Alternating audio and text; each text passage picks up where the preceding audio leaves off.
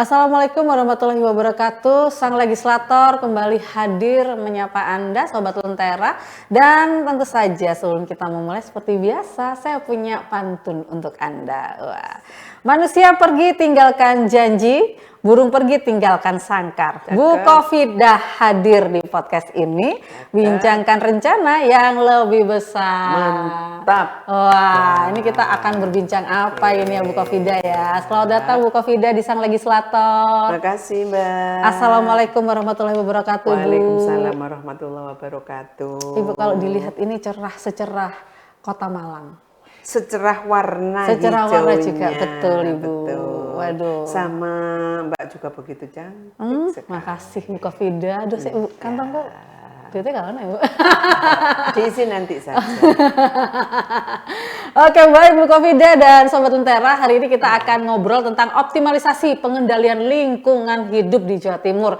Artinya kita tidak bosan-bosan untuk mengingatkan Sobat Lentera tentang bagaimana sih menjaga lingkungan hidup yang ada di sekitar kita. Khususnya masyarakat Jawa Timur ini harus lebih aware, peduli dengan lingkungan sekitar, begitu. Iya, Bu Kofidah, kalau kita lihat data dari Kementerian Lingkungan Hidup dan Kehutanan (KLHK) serta laporan pemutakhiran SIPSN. Nah, kini seluruh 38 kabupaten kota di Jawa Timur ini tercatat ikut mengisi data pengelolaan sampah. Nah, bagaimana Anda menilai pencapaian ini, Bu? Apakah data yang dikumpulkan ini sudah mencerminkan kualitas pengelolaan sampah sesungguhnya di lapangan, atau justru ini bentuk kepedulian dari masyarakat untuk peduli akan lingkungan mereka, begitu? Oke. Sampah menjadi permasalahan kita bersama. Ya. Hari ini 38 kabupaten kota bahkan Jawa Timur itu sebenarnya punya pengelolaan sampah. Oke. Cuma belum maksimal, belum memenuhi atau belum menampung seluruh sampah-sampah yang ada. Ya. Nah, oleh karena itu, agar sampah-sampah ini tidak menjadi permasalahan kita, ayo kita lakukan pengelolaan sampah secara mandiri. Oke. Karena sampah sebenarnya bisa dikelola. Sampah sebenarnya bisa dikelola. Oke, baik. Kalau kita lihat sendiri laporan yang menyebutkan bahwa Jawa Timur adalah provinsi dengan produksi sampah tertinggi di Indonesia dari perspektif legislasi dan pengawasan, apakah tantangan terbesar dalam menangani volume sampah sebesar ini dan apa langkah konkret Komisi D untuk mengurangi beban lingkungan? Betul. Budaya masyarakat sebenarnya harus dimitigasi. Mitigasi. Artinya bahwa sampah itu berbahaya. Betul Mbak, Jawa Timur itu produksi sampah terbesar di Indonesia. Langkah-langkah yang selama ini sudah dilakukan dengan bentuk pengelolaan sampah, dengan bentuk pembuangan sampah, bahkan sudah dilakukan pembatasan menggunakan sampah, itu sudah dilakukan. Tapi ternyata hasilnya belum maksimal. Itu disebabkan karena terlalu banyaknya sampah yang ada, juga budaya dari masyarakat tentang sampah berbahaya itu belum semuanya dipahami. Jadi memang masyarakat Jawa Timur ini harus memang benar-benar belajar arti dari bagaimana memanfaatkan sampah dengan baik, gitu ya Bu ya. Bu, kalau kita lihat fasilitas waste to energy di Jawa Timur, misalnya Surabaya, ini menimbulkan tingkat polusi udara yang melebihi ambang batas aman. Bagaimana Komisi D ini memandang penggunaan teknologi seperti waste to energy sebagai solusi sampah atau sebagai potensi masalah teknologi seperti lingkungan dan kesehatan? Apa regulasi yang diperlukan, Bu? Waste to energy itu bagus, Mbak. Tapi ternyata itu anggarannya besar sekali. Satu pengelolaan dengan alat-alat yang dibutuhkan itu hampir 2 triliun, Mbak.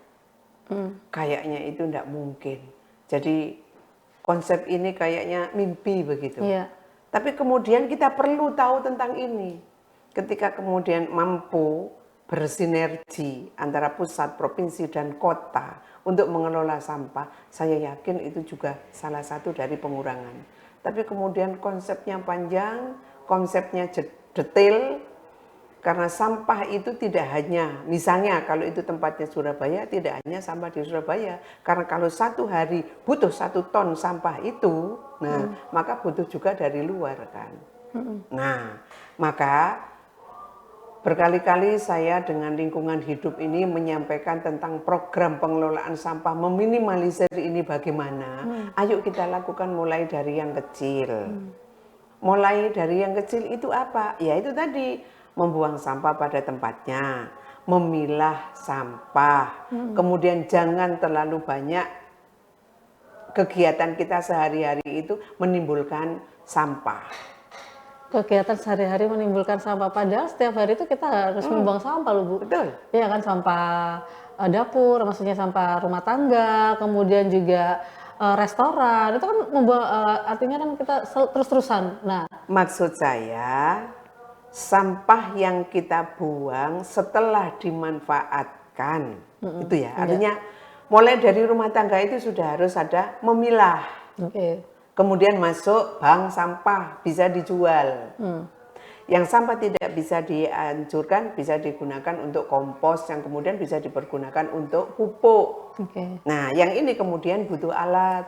Oke. Ya, alat ini kemudian yang harus nyupport pihak pemerintah atau swadaya masyarakat atau pihak-pihak yang memang peduli ingin mengelola sampah. Oke, baik. Terus kemudian kalau kita lihat sendiri impor sampah plastik termasuk dari laut luar negeri ini sampai bisa menyebabkan paus-paus ini makan sampah ya Bu ya. Terus pembakaran sampah plastik mengakibatkan polusi mikroplastik di udara dan sungai di beberapa wilayah Jawa Timur. Apakah DPRD Jawa Timur sudah memiliki kebijakan khusus untuk menangani impor limbah plastik dan mencegah pembakaran ilegal Bu kalau kita lihat? Undang-undangnya sudah ada sebenarnya Mbak. Tapi kaitannya impor plastik itu sepenuhnya kewenangan pusat. Oke. Kewenangan pusat kaitannya dengan impor itu. Tapi kemudian provinsi tetap menghimbau gitu kan. Karena di Jawa Timur ini ada beberapa pelabuhan, juga ada beberapa bandara begitu kan ya. Maka antisipasi kerjasama semua pihak kaitannya untuk mencegah ini selalu kita dengungkan, selalu kita sampaikan, selalu kita sarankan harus ada tindakan. Oke. Betul. Oke, benar. Terus kemudian kalau menurut Ibu sendiri apa yang masih kurang dari sistem pengendalian lingkungan saat ini, Bu? Yang harus dikendalikan apa ini? Mbak, pemerintah itu kerjanya kan berdasarkan anggaran. Oke. Ketika kemudian anggarannya ditambah, saya yakin mereka akan bekerja maksimal. Apalagi hari ini di Dinas Lingkungan Hidup itu kendalanya banyak. Satu, SDM-nya terbatas.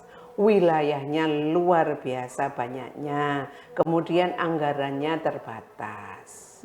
Tapi memang juga dibutuhkan goodwill kepala daerah.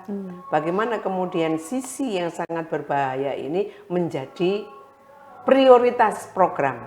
Bagaimana menangani lingkungan hidup ini menjadi lingkungan hidup yang normal. Oke. Terus kemudian artinya kan memang untuk pengendalian sampah ini tidak hanya diserahkan kepada pemerintah provinsi ya Bu? Betul. Artinya ini kerjasama masyarakat juga harus. Betul, ya. Ya. Terus kemudian Jawa Timur ini terdiri dari kota-kota besar Bu, Surabaya Raya, Malang Raya, dan juga kabupaten dengan karakter berbeda, pedesaan, pesisir, industri, agraris. Nah, Komisi D menjaga agar kebijakan pengendalian lingkungan ini tidak timpang. Betul, Mbak. Iya, Betul. bagaimana Komisi D menjaganya supaya tidak timpang? Artinya kan kalau misalnya pengelolaan sampah sendiri, ini sudah dilakukan oleh kota-kota besar, mungkin Surabaya, Malang, ini sudah ada bank sampah dan lain sebagainya, pengelolaan sampah dengan baik. Tapi bagaimana mereka yang tinggal di pesisir, terus kemudian di pegunungan, asal buang di laut aja, atau ya udahlah yang penting aku buang. Kalau di pegunungan mungkin masih ada rambu-rambu ya, artinya nggak boleh buang sampah nanti ini bla bla segala macam gitu. Nah, bagaimana dengan yang di pesisir pantai? Di provinsi ini ada program sinergitas. Program sinergitas itu dilakukan untuk berkoordinasi antara pemerintah provinsi, DPRD, kabupaten, kota. Oke. Kemudian kita menjaring permasalahan-permasalahan yang ada di daerah-daerah. Kenapa kemudian mereka membuang sampah di sembarang tempat? Apakah tidak ada penjagaan? Ya, yang terpenting hari ini kepada orang-orang yang sembarangan itu tadi memang harus dipasang CCTV. Oke. Iya. Harus dipasang CCTV. Kemudian ada tindakan tegas. Artinya ada sanksi khusus ya Bu ya? Apa Bu sanksi khusus yang harus dilakukan maksudnya diberikan kepada mereka yang melanggar, Bu? Yang jelas pertama harus sanksi administrasi, diperingatkan kamu melakukan begini, begitu kan. Yang kedua, hari ini kan mudah Mbak dengan adanya media. Iya. Ya viralkan saja. Diviralkan Sanksi saja sosial. di media sosial. Betul. Biar apa? Ini bukan konteks pada person yang melakukan. Tapi dengan adanya media hari ini, biar siapapun yang membuka dan membaca di media itu, loh ini loh berbahaya. Sehingga muncul di hatinya, saya jangan melakukan seperti itu. Oke, baik. Artinya memang benar-benar masyarakat kalau udah nggak, manusia ini kalau nggak bisa dikasih tahu, dihukum. Ya. Gitu ya, Bu ya? Bukan hukum. Dikasih sanksi khusus Ada ya. sanksi. Bahwa yang dilakukan itu salah, jangan Betul. dibuang. Nanti bahayanya itu bukan hanya pada lingkungan aja, tapi makhluk hidup juga iya, termasuk penghuni-penghuni laut dan juga manusianya gitu. Bu, kalau kita lihat sendiri polusi udara, mikroplastik dan potensi limbah berbahaya dari aktivitas industri energi sampah. Nah, ini DPRD ini dan pemerintah provinsi mengintegrasikan aspek kesehatan masyarakat dalam setiap kebijakan lingkungan. Apa upaya mitigasi yang sudah atau akan dilakukan gitu, Bu, kalau Anda melihatnya? DPR ini kan ada fungsi pengawasan. Ya. Data yang dimiliki oleh lingkungan hidup atas perusahaan-perusahaan, kemudian kita melakukan pengawasan. Ya. Sudahkah kemudian perusahaan ini melakukan proses pengelolaan limbahnya sesuai dengan aturan? Maka ketika mereka belum melakukan sesuai aturan, ya kita tegur. Setelah kita tegur, beberapa bulan kita datangi lagi. Nah, maka kemudian Mbak, limbah-limbah yang besar itu, khususnya terjadi pencemaran itu, sebenarnya ya banyak pihak yang melakukan itu. Tapi ketegasan kita, kemudian peran masyarakat, itu sangat dibutuhkan untuk saling kita menjaga tadi. Ada Mbak di beberapa daerah itu, tempat pembuangan sampah yang disediakan oleh perumahan. Tapi masyarakat di sekitarnya ikut menjaga. Ini saya menemukan sendiri. Ada mobil kemudian membuang sampah di kresek itu diuncal, begitu. Langsung Mbak mobil ini dikejar. Setelah dikejar kemudian ambil sampah yang kamu buang. Tapi kemudian akan menjadi dokumen media bahwa orang ini melakukan kesalahan. Nah, menurut saya itu kecil, tapi itu perlu. Perlu ada tindakan peran masyarakat melakukan seperti ini. Intinya Mbak, sampah ini sudah luar biasa. Tapi kita tetap harus melakukan untuk penjagaan. Udara ini juga sudah tidak lagi segar mengandung mikroplastik ya, Bu. Betul, mengandung mikroplastik. Makanya kemarin ada kalimat sekali pakai dibuang, atau di toko-toko itu dilarang menggunakan bungkus dengan plastik, diupayakan dengan kertas, begitu kan? Itu juga dalam rangka untuk mengurangi sampah plastik itu tadi, karena ternyata sampah plastik itu berbahaya sekali, Mbak. Hancurnya plastik itu 100 tahun baru bisa hancur. Bisa hancur. Iya. Artinya kalau kita untuk mengatasi, karena kalau mikroplastik ini kan kita nggak terlihat ya Bu ya. Iya. Tiba-tiba masuk ke paru-paru. Betul. Nah, upaya yang sudah dilakukan Komisi D supaya ini juga artinya berkaitan dengan lingkungan hidup begitu. Apa yang sudah dilakukan? Maksudnya artinya ada solusikah yang ditawarkan ke lingkungan hidup agar masyarakat ini juga berhati-hati terhadap udara yang saat ini yang tergabung dengan mikroplastik ini tercemar? Di lingkungan hidup itu kan ada uji laboratorium. Apakah terkait kualitas air atau terkait kualitas udara. Maka kita mendorong kepada lingkungan hidup itu untuk selalu melakukan itu. Maka ketika kemudian suasana atau hasil bahwa lingkungan udara ini sudah tidak baik, harus dicari solusi. Bagaimana kemudian kita bisa mengembalikan, termasuk Mbak, mohon maaf, kejadian hari ini yang ada di Aceh dan Sumatera itu juga akan nantinya itu berimbas pada kondisi lingkungan. Makanya saya ngajak kepada pengusaha-pengusaha yang kemudian membuat destinasi wisata alam, kalau bisa dijaga lingkungan alamnya tetap terjaga. Tetap terjaga supaya sama-sama ya Bu ya, artinya juga penebangan pohon ini jangan dilakukan. Lah, betul. Kalau di Jawa Timur sendiri yang rawan kalau dari komisi melihatnya nih rawan bencana nih daerah mana Bu? Matraman kah, Tapal Kuda kah, atau justru kota-kota besar ini juga tidak luput dari bencana Ada banjir data, dan Mbak. alam? Ya. Ada data, Mbak. Sebenarnya ada data. Mana wilayah-wilayah yang sering longsor. Kalau di Kabupaten Malang itu wilayah Sumber Manjing Wetan, wilayah Pujon, wilayah Kasembon. Kalau di Jawa Timur kita baca Ponorogo, Pacitan, Trenggalek, itu banyak wilayah-wilayah yang longsor. Makanya kemudian kita nyampaikan antisipasi. Sebenarnya ada alat, Mbak. Ketika itu akan longsor itu ada alat-alatnya itu berbunyi. Cuma ada di beberapa tempat ternyata dicuri.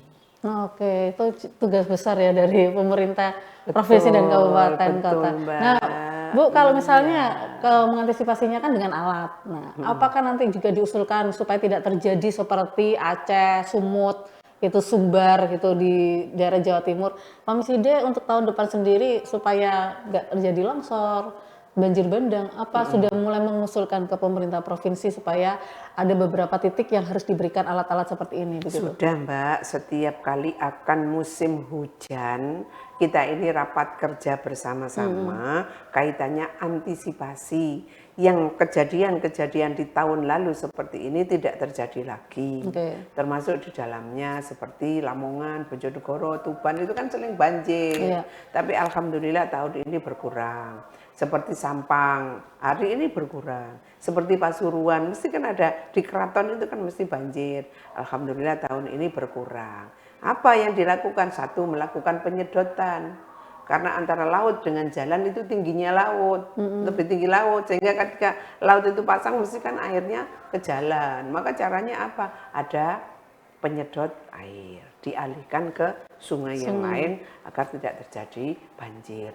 Upaya yang dilakukan oleh Komisi D, Mbak, sebenarnya bekerja sama dengan dinas dan juga kerjasama dengan masyarakat. Selalu kita antisipasi agar hal-hal itu tidak terjadi. Oke, Bu Kofida, salah satu masalah klasik sebenarnya pengendalian lingkungan adalah namanya penegakan regulasi. Ya, regulasi kadang pengusaha nggak nurut ya Bu ya sama peraturan ya. Terus kemudian misalnya juga pembakaran sampah, pembuangan limbah industri atau impor limbah plastik yang tercemar. Nah, apakah Komisi D berencana memperkuat regulasi atau sanksi? Bagaimana Bu Kofida ini menilai efektivitas penegakan hukum lingkungan di Jawa Timur saat ini? Kalau tadi Ibu yang buang sampah harus dikasih sanksi administratif, kemudian juga ada sanksi tindakan begitu. Nah, kalau ini seperti apa Bu? Karena memang lemah penegakan regulasi yang sudah dilakukan maupun Pergub, iya kan, Perda. Nah, silakan Bu. Di Jawa Timur itu sebenarnya sudah ada peraturan daerah tentang pengelolaan sampah, bahkan kemarin disambung dengan pengelolaan sampah limbah B3 yang berbahaya itu. Sudah Mbak, sudah dilakukan. Butuhnya adalah SK Gubernur untuk pelaksanaan teknis. Maka kepada pihak-pihak jangan sungkan atau jangan tebang pilih ketika masyarakat, ketika perusahaan tidak melakukan sesuai dengan aturan, ya dipanggil. Jangan langsung sanksi, pembinaan dulu. Pembinaan dulu, kamu ini memproduksi sampah, memproduksi limbah agar tidak mencemari lingkungan, maka yang harus kamu lakukan ini. Itu sudah, Mbak. Sudah, cuma penegakannya ini, Mbak, yang perlu ditingkatkan kembali. Bagaimana apa yang harus dilakukan Bu supaya peningkatan penegakan regulasi ini artinya seluruh lapisan masyarakat ini juga bisa mematuhi gitu kan? Karena kan kalau kita lihat ini ya orang Indonesia ini babano urusanku pemerintah. Baba biarin aja gitu. Ya gimana tidak bodoh amat gitu Bu. Mereka lebih aware, lebih sama-sama menjaga.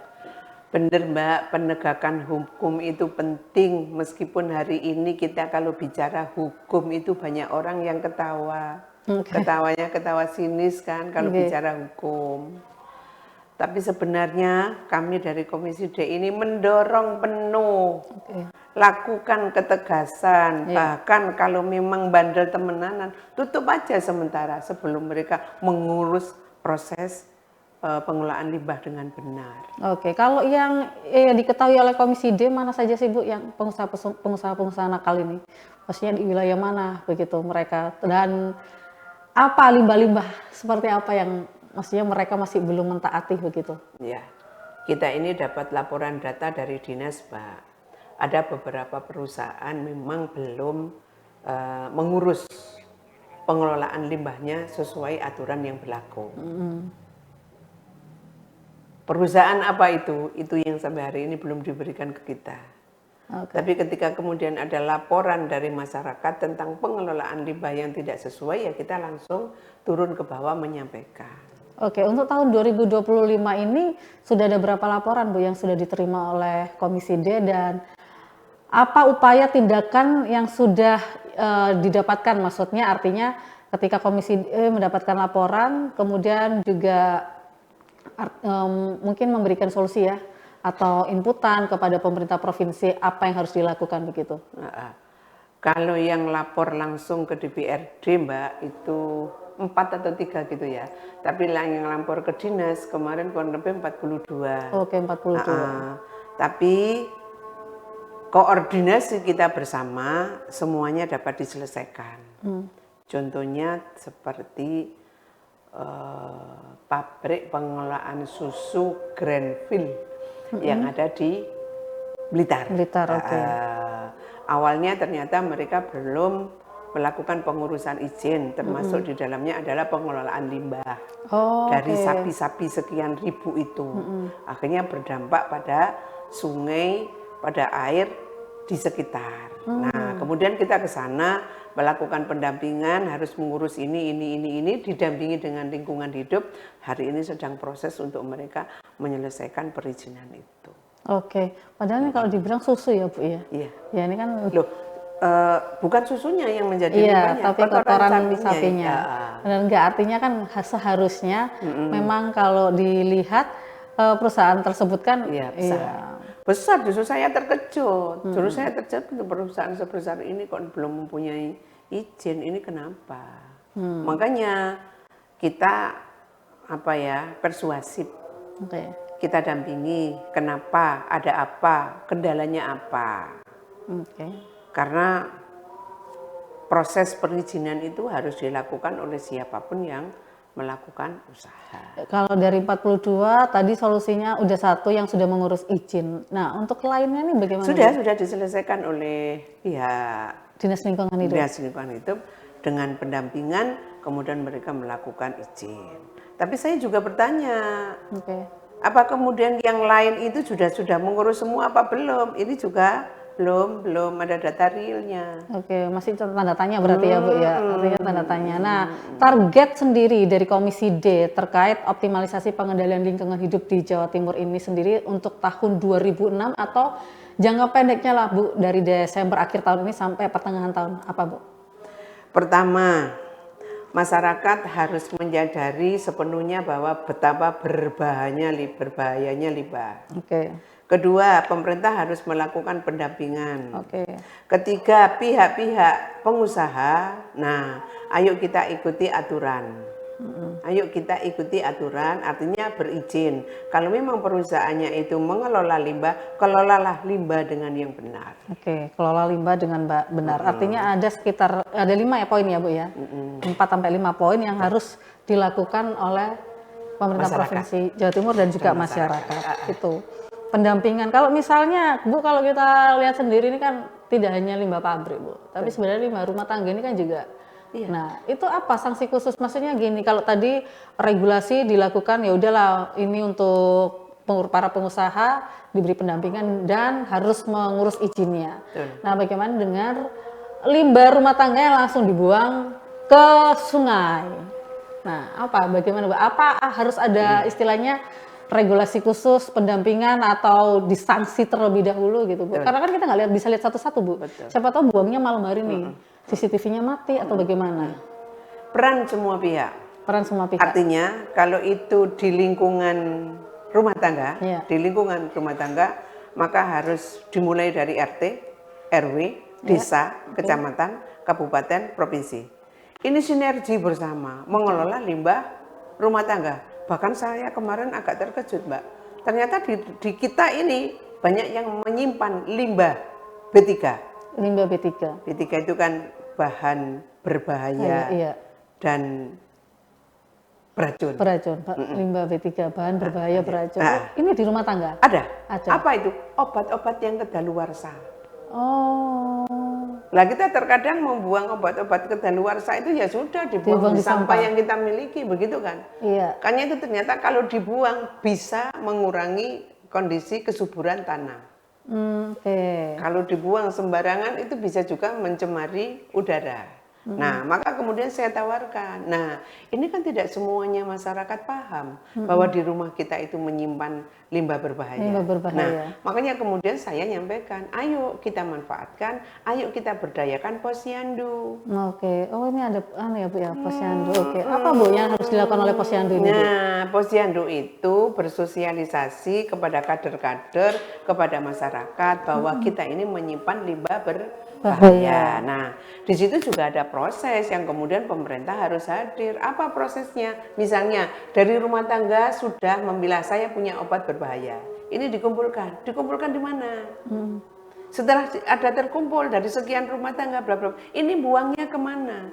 Oke. Iya, nah ini pemerintah yang harus mengawal dan mendampingi itu. Juga memfasilitasi ya Bu ya. Betul. Nah kalau itu kan obat-obatan terlarang, bukan obat-obatan terlarang, obat yang sudah kadaluarsa. Iya. Nah bagaimana dengan misalnya nih yang mengandung bahan kimia dan juga kadaluarsa Bu? Apa perlakuannya juga sama? Terus kemudian juga kayak makanan-makanan yang sudah kadaluarsa. Nah apa itu juga akan merusak lingkungan Bu kalau kita? Kalau makanan yang sudah kadaluarsa itu kan bagiannya YLKI ya. Iya. Tapi juga masyarakat itu harus peka ketika membeli makanan, apakah itu kadaluarsa apa tidak, itu juga harus peka. Iya. Makanya kemudian biasanya ya Mbak, kalau mau lebaran, para pejabat ini sama-sama